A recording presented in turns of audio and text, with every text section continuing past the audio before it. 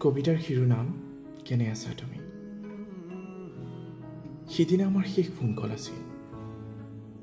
সিদিনাৰ পৰা থিয়মুক আৰু কেতিয়াও কল কৰা নাই। জানিব বিচৰা নাই মই কেনে আছো। কল লিষ্টত প্ৰথমে থকা নাম্বাৰটো লাহে লাহে তললৈ গৈ গৈ সেইদি নোহোৱা হৈ পৰিল, ঠিক মমবাতিডালৰ দৰে। কেতিয়াবা ফোনটো বিজি পালে অভিমানেৰে ভৰা মেছেজেৰে ফুল হৈ থকা ইনবক্সটো এতিয়া খালী। হোৱাটছএপৰ ডিপিত যি ৰাখিলেও কৌটা এতিয়া কোনো নাই। ফেচবুকত আধা ৰাতিলৈকে অনলাইন থাকিলেও সোধোতাও কোনো নাই।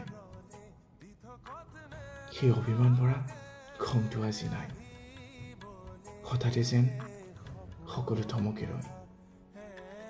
তাই মোৰ জীৱনৰ খেতি আধাৰিকা কবিতা হৈ ৰল।